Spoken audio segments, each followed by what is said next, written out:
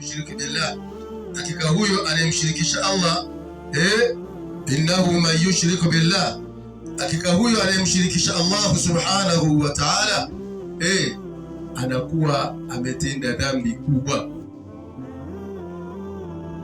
Tumomba Allah subhanahu wa ta'ala atunusuru na juu ya ushirikina huu. Ndugu zangu katika imani, shirki katika maisha tunayoishi imekuwa kama ni chakula, kwa maana mtu asipokuwa mtu wa tauhid anakuwa ni mtu wa nini jamani? Vile vile hata Uislamu wako uliokuwa nao baina ya mimi na wewe, Uislamu maana yake huwa al-istislamu lillahi bitawhid wal inqiyadu lahu bitaa.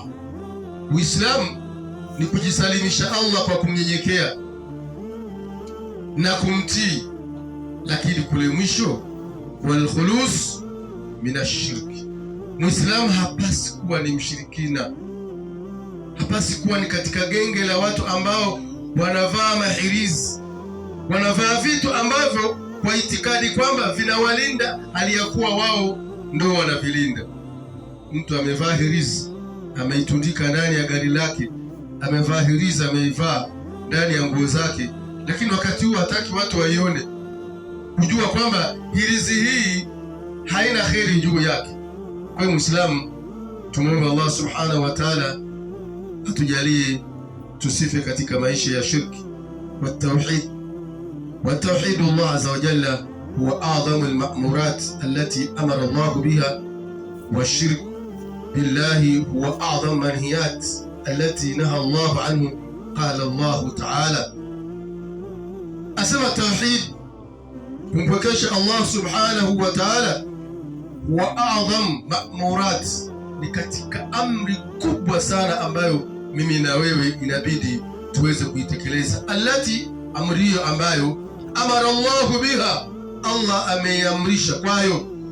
Lakini vile vile washirku billah, kumshirikisha Allah subhanahu wa ta'ala, huwa a'zam, nayo ni katika kubwa katika makatazo ambayo allati naha Allahu anha, katika moja ya makatazo Allah subhanahu wa ta'ala ambayo ameyakataza kwayo ni kumshirikisha Allah subhanahu wa ta'ala. Allah subhanahu wa ta'ala anasema katika suratu Nahl, anasema walaqad ba'athna fi kulli ummatin rasula an i'budu Allah wajtanibu at-taghut. Allah subhanahu wa ta'ala anatueleza katika aya hiyo juu ya ubaya wa watu kuishi na shirki. Anasema walaqad ba'athna fi kulli ummatin rasula, Allah anasema kwa hakika tumetuma katika umma mtume, yani katika nyimma zilizopita kabla ya mtume wetu Muhammad sallallahu alaihi wasallam waliishi, lakini katika hizo nyimma waliweza kutumilizwa mitume. Nini waliambiwa hawa mitume? walaqad ba'athna fi kulli ummatin rasula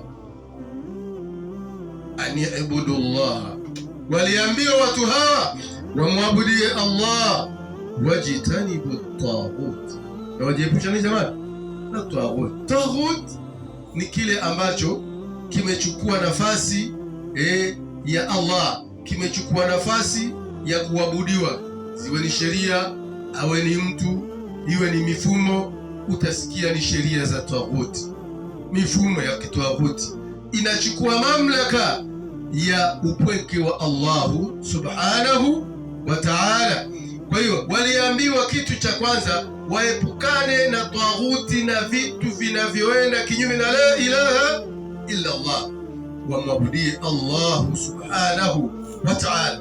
Kwa hiyo ndugu zangu katika imani, Allah anatutahadharisha juu ya kuchanganya katika ibada zake na kumshirikisha yeye aliyekuwa yeye ametuumba sisi tuweze kufanya jamani, kumwabudia yeye peke yake. La ilaha illa Allah hii unaisikia, kwa maana ni la inakataza ni ilaha, hakuna anayestahili kuabudiwa illa isipokuwa nani? Allah. La ilaha illa Allah inazo nguzo mbili, nguzo ya kukanusha na nguzo ya kufanya jamani, ya kuthibitisha.